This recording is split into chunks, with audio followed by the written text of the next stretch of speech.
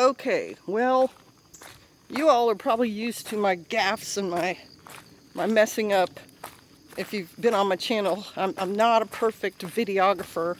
I've said that before. I forgot to bring my selfie stick with me, and I told a couple of you that I was gonna show you my latest project. So here we are at the orchard, and the project is right over there. It's a snake-proof duckling cage, as I've conceptualized it. I'm sure somewhere I can buy one for, you know, $200, but give me a sec. I don't want to spend $1 million on just a duckling cage. Of course the fence is not going to work because I'm getting it on video. That's how it works. Okay, so what I did was, you see that roll of hardware cloth?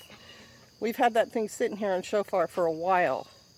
Pastor will also probably make rabbit cages out of it, but I thought if I can construct it correctly, hopefully I can make this thing tight enough that these snakes can't squeeze through it. Hey, ducks! Guess I can let them out. Oh, but now they're going to go through that open gate. Okay, I've released the quacking.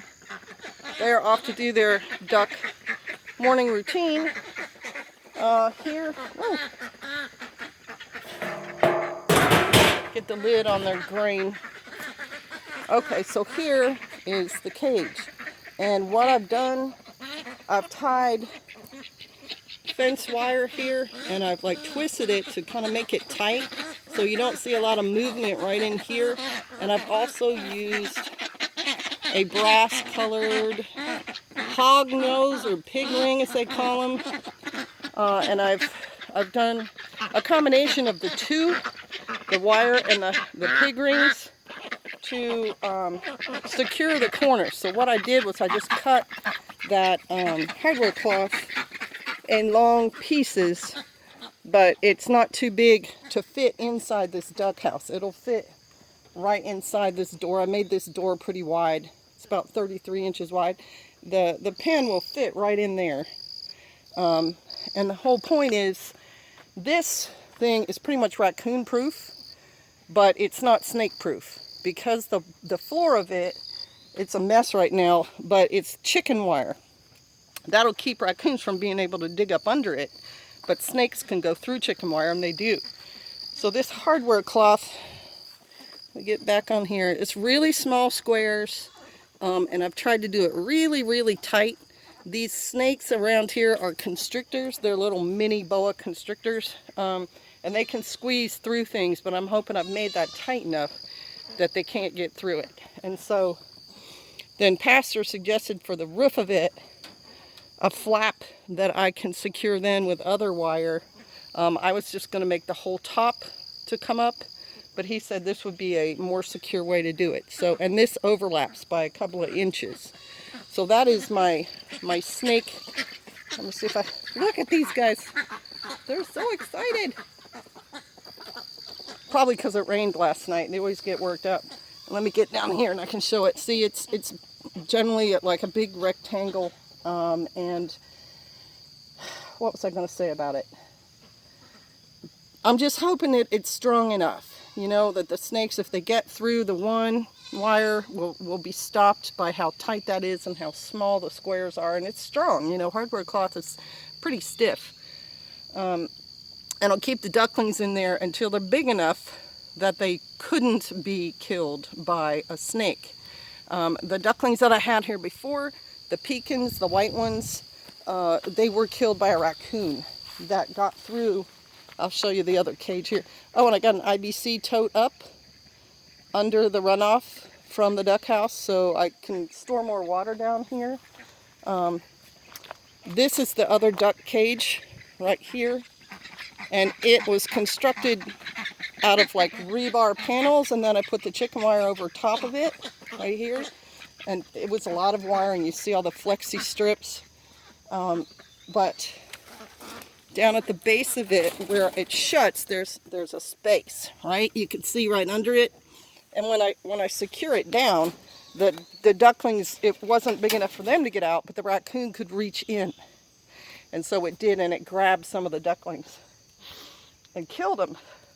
So this will be another project soon. I'll reinforce the bottom part of this with more of that hardware cloth, and then I'll be able to keep other ducks in there. This is my very first duck house. This pool, whoa, was for them to swim in, but it got cracked, and so now I just use it as a shade. I'm a white collar redneck. Like, I'm not fussy about things like this, because I know if they're generally secure in there, then the shade thing, I can handle in many ways. I can put a tarp on there. I could put a piece of what am I trying to say? Like 3/4 inch plywood or something. But I'd really like to construct a better roof up there, so it's just kind of in waiting until I get to work on that project. That's the same thing that this pallet was. Woo, pallets for is so that the western sun coming in, doesn't overheat the ducks who are in there. So that's my latest project, the snake-proof duckling cage, and we're about to have some changes around here. Look at who's trying to get in and get some grain. She's really getting to be a pain in the rear end. She's so spoiled. And it's not good for her to be eating grain all the time. So we're starting to tie her out now. She's getting big enough that she can do that. We will eventually get her completely weaned. But she's so spoiled. She fusses so loud. None of us can stand to, hear her do that for more than 24 hours. Although the complete weaning usually takes like 3 days. So yeah, she's trying to get through the fence so she can eat the ducks' food, which is a no-no. She doesn't need the ducks' food. The ducks need their food. So, yeah, she's not stupid. She hears the barrel, the lid crank, and she knows there's food coming out, and that brings her over. Let me get down here. I'm going to show you how she gets through.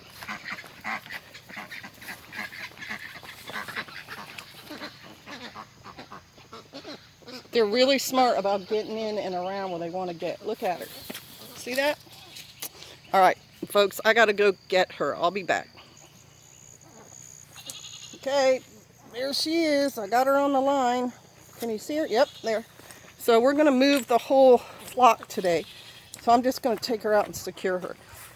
It's just all part of a homesteading morning. Projects, letting animals out, making sure animals are secure, moving them around to the best pasture for them, etc. All right, thanks for coming along, y'all. Sorry if it's a little shaky. Oh, there's my other pond, too. I was going to say goodbye, but I had to put a new liner in the pond because the other one wasn't holding enough water.